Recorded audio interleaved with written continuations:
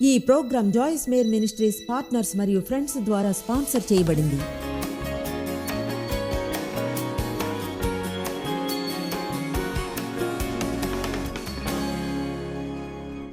తండ్రి, thank you వాక్యానికై. ప్రార్థిస్తున్నాను దేవా, మాకు ప్రకటన ఇస్తావని కేవలం సమాచారమే కాదు, నీకు స్తుతులు. ప్రజలకు వాక్యం అంటే ఇష్టం కనుక మర్యాదనిస్తారు, వారు గమనం వహిస్తారు. ప్రతి వ్యక్తి ఏదో పొందుతారు, వారి జీవితాన్ని మారుస్తుంది. ఆమేన్. అపొస్తలుడైన పౌలు సంఘం కొరకు ప్రార్థించాడు. ఆ విధంగా బహుశా మనం చాలా అరుదుగా ప్రార్థిస్తాం. మనం అరుదుగా ఇలా ఇతరుల కొరకు ప్రార్థిస్తాం, అలాగే మన కొరకు అరుదుగా ప్రార్థిస్తాం. మీరు చేస్తారేమో? అయితే నాకు తెలుసు ఖచ్చితంగా చాలా ఏళ్ళు నేను చేయలేదు. అయితే బహుశా అది చాలా ముఖ్యం. మనం అపొస్తలుడైన పౌలు ప్రార్థనలు చూడడం, ఎందుకంటే అతను క్రమంగా సంఘం కొరకు ప్రార్థించాడు. కొన్ని ఎంతో ఆసక్తికరమైనవి చేశాడు. అతను ఎఫెసీలో వారికి దేవుని ప్రేమ పట్ల ప్రకటన కలగాలని ప్రార్థించాడు. తెలివిగా ఉండి దేవుని ప్రేమను తెలుసుకుని వారుగా ఆ ప్రేమను అనుభవించాలి అని. అంతకంటే ముఖ్యమైనది ఏమీ ఉండదు. ఇలా తెలుసుకోవడం కంటే దేవుడు షరతులు లేకుండా మిమ్మల్ని ప్రేమిస్తున్నాడని, ఎన్నడూ ప్రేమించకుండా ఉండడు అని చెప్పింది విన్నారా? దేవుడు ఎప్పుడు ప్రేమిస్తాడు అని. ఆమేన్. కమాన్ నౌ. చాలా మంది టీవీని చూస్తున్నారు. మీకు దేవుని ప్రేమ మీద ప్రకటన కావాలి. దేవుడు ఎన్నడూ ఉండదు, గతంలో లేదు, ఎన్నడూ జీవితంలో దేవుడు మిమ్మల్ని ప్రేమించని సమయం ఉండదు. ఆమేన్. పౌలు ప్రార్థించాడు, ఎంచుకోవడాన్ని తెలుసుకుంటారని, శ్రేష్టమైన దాన్ని. అది బాగుంది కదూ? ఎంతమంది అనుకుంటారు జీవితాలు మరింత మెరుగ్గా అవుతాయని మంచి ఎంపికలు చేసుకుంటే? ఆమేన్. కనుక చూడండి, అతను ఎన్నో అద్భుతమైన విషయాలను ప్రార్థించాడు. ఇది అతని అద్భుతమైన ప్రార్థనలో ఒకటి. అన్నాడు, నేను ఎల్లప్పుడూ ప్రార్థిస్తాను మన ప్రభు అయిన యేసుక్రీస్తుని, మహిమగల దేవుని, మీరు సంపూర్ణ జ్ఞానమును ఆత్మ సంబంధమైన వివేకమును కలవారును, ఆయన చిత్తమును పూర్ణంగా గ్రహించిన వారినై ప్రతి సత్కార్యములో సఫలగుచు దేవుని విషయమైన జ్ఞానముందు అభివృద్ధి చెందాలి అని.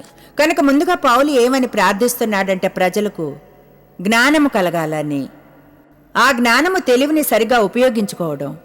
నేనెప్పుడూ చెప్తాను, జ్ఞానం అంటే ఇప్పుడు చేయడం, తర్వాత సంతోషంగా ఉండడానికి. ఎక్కువ జ్ఞానం కేవలం కామన్ సెన్సే, కేవలం కామన్ సెన్స్. మనలో జ్ఞానం ఉంది. బైబిల్ చెప్తుంది క్రీస్తు మనకు జ్ఞానాన్ని ఇచ్చాడని. అయితే ఏది ఏమైనా మనం ఆ జ్ఞానాన్ని యూజ్ చేసుకోవాలి. మనకు ప్రకటన కావాలి, సమాచారం అక్కర్లేదు, ప్రకటన కావాలి. బుర్ర తెలివి అక్కర్లేదు, మనకు ప్రకటన కలగాలి. మిమ్మల్ని ప్రోత్సహిస్తున్నాను దేవుడిని వెతకడం ఆరంభించమని. ప్రకటన కొరకు చాలామంది ప్రజలు మీరు విషయాల గురించి మాట్లాడాలనుకుంటే, మీరు వాళ్ళ జీవితాల్లో విషయాలను చూసామనుకున్నందున, బాయ్ మీరు కానీ ఇది చేస్తే, లేదా మీరు కానీ అది చేయకుండా ఉంటే, నేను చెప్పగలను మీరు అలసిపోతారని వాళ్ళని ఒప్పించడానికి చూస్తూ. ఎందుకంటే బహుశా వాళ్ళు మీరు చూస్తున్నది చూడరు కూడా. అయితే వారి కోసం ప్రార్థించండి, ప్రకటన కలగాలని. ఎందుకంటే దేవుడు వారికి చూపించినప్పుడు ఒక్కసారి సడన్గా అది ఎలా అంటే, ఓహో నాకు అర్థమైంది. ఇప్పుడు బహుశా ఎవరైనా దేవునిచే పిలువబడ్డ వారు నేను చేసేది చేయడానికి దాన్ని బలమైన అభిషేకంతో చేస్తున్నారేమో. దాని అర్థం వాళ్ళది వారి జీవితంలో దేవుని సన్నిధితో చేస్తున్నారు, తమ వరం చేత. ఎందుకంటే అభిషేకం ఉన్న చోట బంధకాలు నాశనం అవుతాయి. కనుక ప్రత్యేకంగా బైబిల్ బోధకురాలిగా ఇన్నేళ్లుగా అలా చేసింది ఎన్నో చోట్ల ప్రపంచమంతటా. ప్రజల ముఖాలు ఎలా ఉంటాయో వాళ్ళది పొందినప్పుడు చూడాలి అని నాకుంటుంది. కొన్నిసార్లు అదే విషయాన్ని 100 సార్లు విని ఉంటారు, అయితే మీకు అది అర్థం కాలేదు. కానీ ఎందుకు? అది చూడండి, నాకు తెలీదు, ఏమో ఎవరైనా మీకు అంతగా అభిషేకించబడింది చెప్పారేమో. వాళ్ళు ఆ మొండితనాన్ని వదిలిపెట్టలేకపోయారు. మీకు అర్థమయ్యేలా చెప్పడానికి నాకు తెలియదు ఎందుకో, ఏమో మీరు సరిగ్గా వినలేదేమో, సిద్ధంగా లేరేమో. అయితే ఒక తేడా ఉంది సమాచారానికి ప్రకటనకు మధ్య. మనం ఈరోజు సంఘంతో, మన సమాజంలో మన విధేయత స్థాయి కంటే ఎంతో ఎక్కువగా శిక్షార్హులం. ఎంతకంటే నమ్మశక్యం కాదు. ఇంకా ఎన్ని బైబిల్ స్టడీస్కి మీరు వెళ్లాల్సి ఉంటుంది? క్షమాపణలేం మీద? మిమ్మల్ని ఎవరైనా, అంటే ప్రత్యక్షంగా ఎవరైనా మిమ్మల్ని బాధ పెట్టడానికి ముందే వాళ్ళని క్షమించారు. నేరం యొక్క అపాయాలు అర్థం చేసుకోగలరు కనుక మరిన్ని బైబిల్ స్టడీస్కి వెళ్ళాలంటారు. ఇకపై అసూయతో గందరగోళం సృష్టించకుండా ఉండడానికి, లేదా పోటీకి, లేదా మనల్ని పోల్చుకోవడంతో, లేదా ఆ విషయం కొరకు ఇంకెన్ని బైబిల్ స్టడీస్కి వెళ్ళాలంటారు, ఇంకెన్ని ప్రసంగాలను వినాలంటారు. చివరిగా నిర్ణయం తీసుకోవడానికి మీ జీవితంలో మరొక రోజు వేస్ట్ చేయకుండా ఉండేలా నేరాభావంలో తిరుగుతూ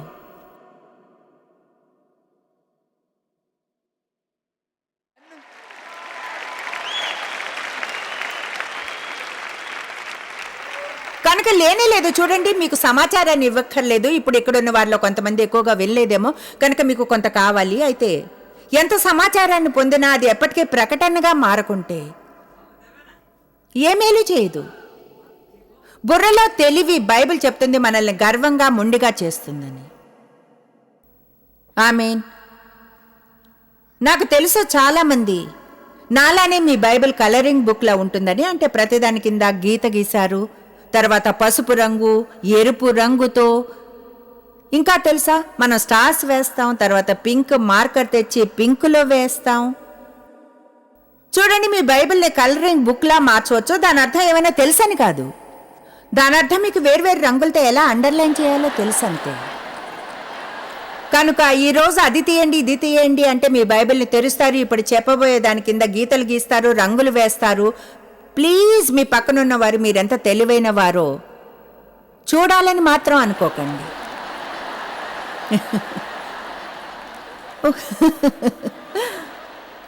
ఓ కమాన్, నాకు తెలుసు. అంటే నేను చర్చ్కి వెళ్ళాను, నా బైబిల్ని తెచ్చాను, దాని నిండా రంగులు వేశానంటే నిజాయితీగా చెప్పగలను. ఇలా అనుకోవడం గుర్తుంది. ఓ, వాళ్ళు చూస్తే బాగుండు, నాకేం తెలుసు. కమాన్. కనుక కొన్నిసార్లు తెలివి మనల్ని ఉబ్బేలా చేస్తుంది. నిజం చెప్పాలంటే మోసం చేయగలదు. ఎందుకంటే మనం అనుకుంటాం దాన్ని విన్నామని, దాని క్రింద గీత గీసాం తెలుసు కనుక. అయితే చూడండి, మనకు ఏమీ తెలియదు, మనం అది క్రమంగా చేయడం లేదు అన్నది.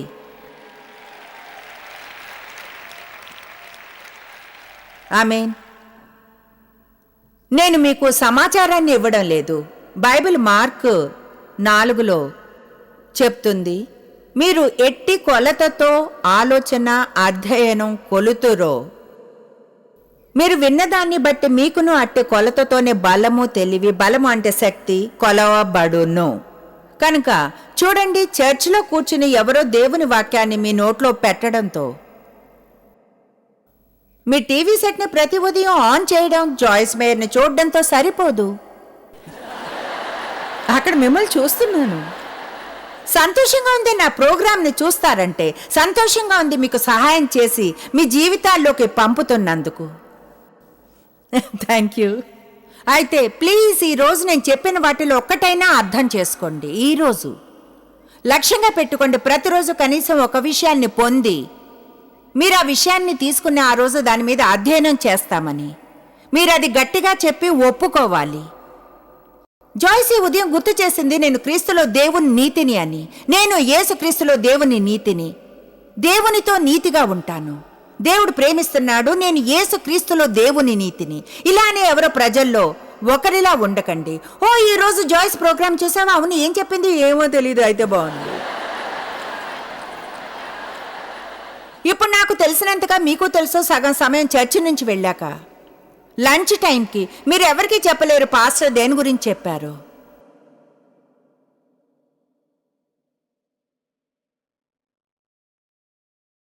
తర్వాత ఆశ్చర్యపోతాం, విజయం ఎందుకు కలగలేదు. అంతేకాదు, ఇంకా నేను చెప్పగలను, నా వద్దనున్న ప్రతి సీడీని కొంటారు, ప్రతి డీవీడీని, ప్రతి బుక్ని. మీ వద్ద పెద్ద ఆధ్యాత్మికంగా అభినందించబడే లైబ్రరీ ఉండవచ్చు. అయితే మీకు అసలు సహాయం చేయవు. మీరు వాటిని విననంత వరకు బహుశా మళ్ళీ మళ్ళీ మళ్ళీ మళ్ళీ మళ్ళీ ఒకసారి ఒక అతను చెప్పాడు, మనసొక యుద్ధరంగం పుస్తకాన్ని 100 సార్లు చదివానని అన్నాడు. ఏమిటో చెప్తాను. ఒకరోజు నాకు అది అర్థమైంది.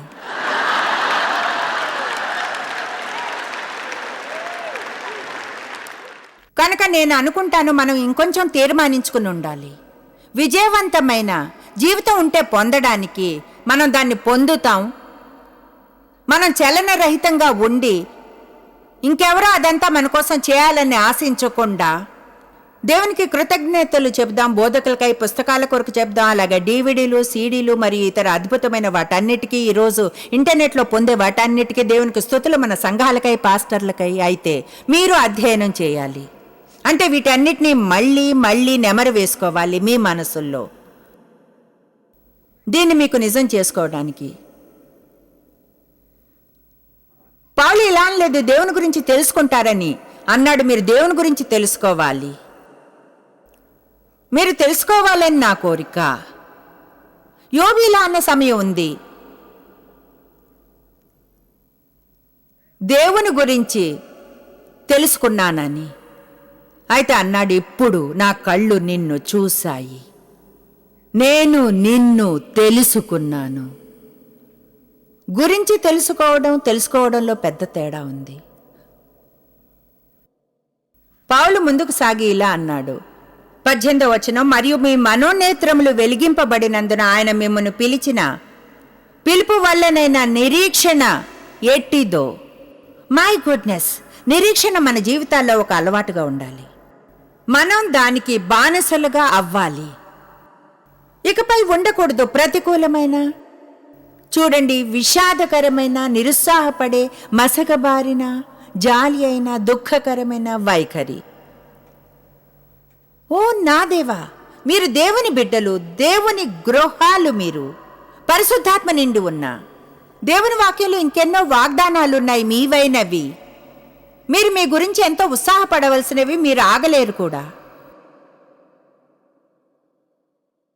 పౌలు అన్నాడు, మీరు తెలుసుకుని అర్థం చేసుకోవాలి మీ పిలుపులోని నిరీక్షణను మరియు మీ స్వాస్థ్యము ఏమిటో.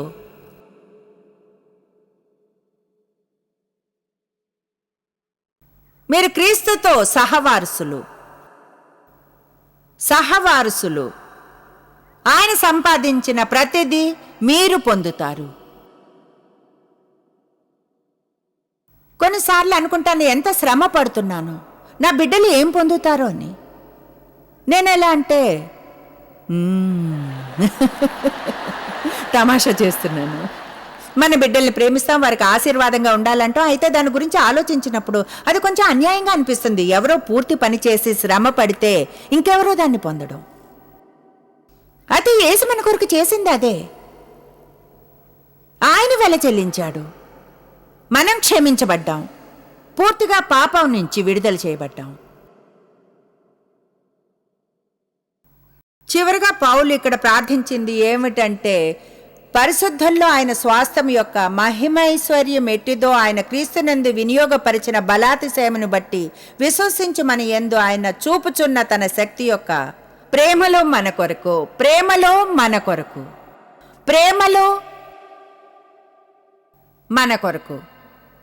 ఒక నిమిషం, అంటే హద్దు లేనంతగా, కొలవలేనంతగా.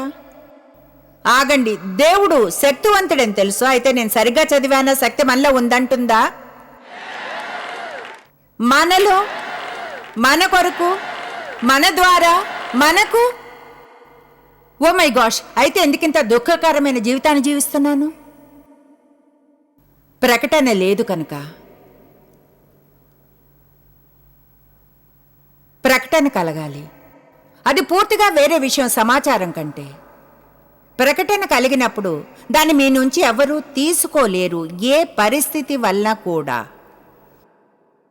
మీకు అది అర్థమైందా? మన పరిస్థితులు దేవుని వాక్యాన్ని తీసివేసేలా చేస్తాం మన నుంచి. నా పరిస్థితులు నా వాగ్దానంతో వరుసలో లేకుంటే అనుకుంటాను ఏదో లోపం ఉన్నట్లే, తప్పుగా చదివానా, నా కొరకు కాదు, అది నాకెన్నడూ జరగదు, ఏదైనా సరే. అయితే మీకు తెలిస్తే అది తెలుసని తెలుసని తెలుసని తెలుసని అంటే యోబు వెళ్ళిన దాని గురించి అంతా అన్నాడు. నా విమోచకుడు సజీవుడని తెలుసు, అంత్య దినమున ఆయన నన్ను లేపుతాడని తెలుసు. నాకు తెలుసు. పౌలు అన్నాడు, మీరు తెలుసుకోవాలి. నేను కోరుకునేది అదే. అలాగే టీవీని చూసే బహుమూల్యమైన వారు కూడా తెలుసుకోవాలి. ఇండియాలో ఉన్న వారంతా, ఆఫ్రికాలోని వారు, ఏషియాలో ఉన్న వారంతా తెలుసుకోవాలి. పాపువా న్యూ గినియాలో ఉన్నవారు తెలుసుకోవాలి. ప్రతి చోట మీ భాషలోనికి ఎక్కడైతే ప్రోగ్రాం అనువదించబడుతుందో, ఆఫ్రికాలోని ఏదైనా గ్రామంలో ఉంటే లేదా ఇండియాలోని గ్రామంలో దేవుడు మర్చిపోయాడన్నట్లు ఫీల్ అయితే తెలుసుకోండి, దేవుడు మిమ్మల్ని ప్రేమిస్తున్నాడు. మీకు స్వాస్థ్యం ఉన్నది. నిరీక్షణ కలిగి ఉండండి. నిరీక్షణ మీ జీవితంలో అలవాటు అవ్వగలదు. దేవుడు నిజమైన వాడు. ఆయన తెలుసుకోగలరు వ్యక్తిగతంగా, ప్రకటన ద్వారా. వ్యక్తిగతంగా మనకు ప్రకటన కలుగుతుంది. ఎంతమంది అనుకుంటారు ప్రకటన కలగడం మంచిదని? ఆమేన్. All right.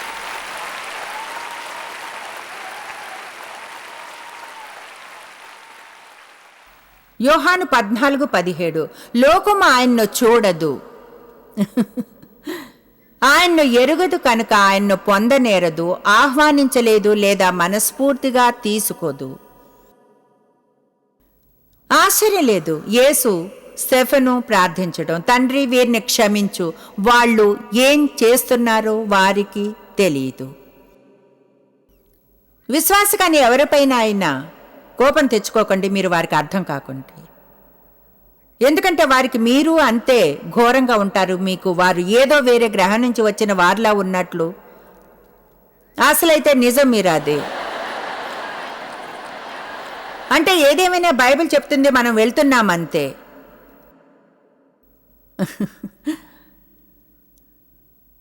యేసు అర్థం చేసుకుంటాడు. యోహాను 15:18 చూడండి. ఇది బెండంతా తీయడానికి సహాయపడదు. మరొకసారి మీ బంధువులకు మీరు అర్థం కాకుంటే మీరు థ్యాంక్స్ గివింగ్కి వెచ్చించక్కర్లేదు వాళ్ళని ఒప్పించడానికి. సంతోషించండి, మీ చికెన్ తిని ఇంటికి వెళ్ళండి. అంటే దేవుడు మీకు సాక్ష్యానికి ఒక ద్వారాన్ని తెరిస్తే ఆ పని మంచి ఉద్దేశంతో చేయండి. అయితే చెప్పేది వినండి, వాదన ఆరంభమైన క్షణమే బయటకు వచ్చేయండి. ఎందుకంటే అదంతా అపవాదే ఏదో ఆరంభించడానికి చూస్తున్నాడు. మిమ్మల్ని పొంది కోపం తెప్పించి అమర్యాదగా ప్రవర్తించడానికి ఇంటికెళ్ళడానికి చూసావా?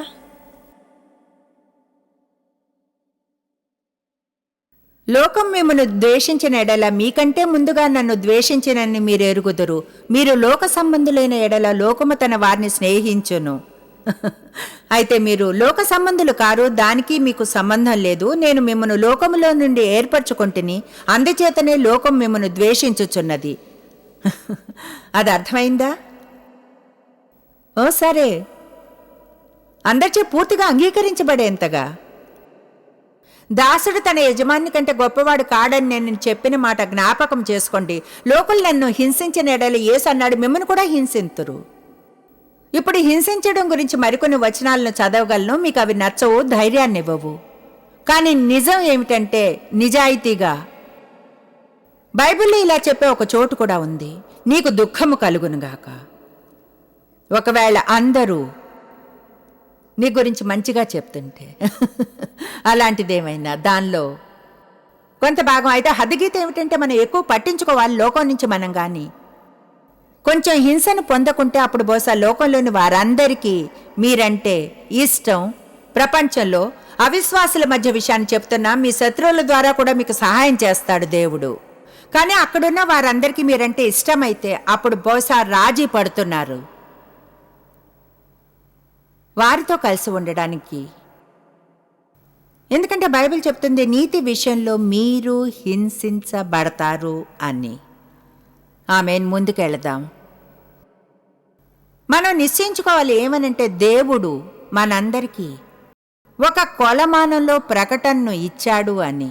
అయితే ఎవరికైతే దేవునితో ఆ సంబంధం ఉండదో వాళ్ళు అర్థం చేసుకోలేరు కూడా.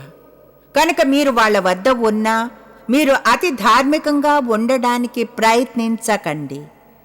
ఎందుకంటే వాళ్ళు మీరేదో ఫ్రూట్ కేక్ అనుకుంటారు. వాళ్ళు ఎక్కడున్నారో అక్కడే కలవండి, ఎలాంటి రాజీతనం లేకుండా వారిలా అయ్యి. ఓకే? యోహాను 17:3 నాకేది ఇష్టం. ఇదే నిత్య జీవము, మనము దేవుని ఎరుగుటయే. వావ్! నరకం ఎలా ఉంటుందని అనుకుంటాను. ఇది నా సొంత అభిప్రాయం. అంటే నాకు ఏడవడం, పళ్ళు కొరగడం గురించి తెలుసు, నిప్పు, గంధకం బైబిల్లో ఉన్న దానంతటిని గురించి. అయితే బహుశా నరకం అనేది పూర్తిగా దేవుని నుంచి వీడిపోయి ఉంటుంది. ఎందుకంటే చూడండి, ప్రతి ఒక్కరూ లోకంలో నివసించే వారిపై దేవుని ప్రభావం ఇంకా ఉంటుంది. ఎందుకంటే పరిశుద్ధాత్మ ఇక్కడ భూమి మీద ఉన్నాడు. ఎలా ఉంటుంది లోకంలో? ఒకవేళ పూర్తిగా దేవుని నుంచి విడిపోయి ఉంటే బహుశా అది నరకంలానే ఉంటుంది. ఇదే నిత్య జీవం, మనం దేవుని ఎరుగుటయ్యే. దేవుణ్ణి ఎవరు లేని విశ్వాసాలుగా అనవచ్చు, దేవుడు తెలుసని. నాకు దేవుడు తెలుసు. ఎక్కువగా మనకు మన మనసు సపోర్ట్ కావాలి, మన భావాలివి ముందుకు సాగడానికి. మనం హాయిగా ఆనందంగా ఫీల్ కాకుంటే దేవుడు వదిలేశాడనిపిస్తుంది. ఒక శోధన కానీ శ్రమను కానీ ప్రోత్సహిస్తే దేవుడు ప్రేమిస్తున్నాడని ఆశ్చర్యం. మరొకసారి మనల్ని వదిలేశాడు. ఎక్కడున్నావు దేవా? నన్ను ప్రేమించడం లేదా దేవా? ప్రార్థనకు జవాబు ఆలస్యమైతే ఆశ్చర్యపోతాం, ఎక్కడున్నాడా అని, ఎందుకు క్రియ చేయటం లేదా అని. మనకు లేనివి మన ఫ్రెండ్స్కి ఉంటే దేవుణ్ణి ప్రశ్నిస్తాం, ఏదో ఆయన క్రియలకు జవాబు ఇవ్వక తప్పదన్నట్లు. అయితే మనం పరిణతి చెంది మరింతగా ప్రకటనను పొందితే, చెప్పండి ప్రకటన.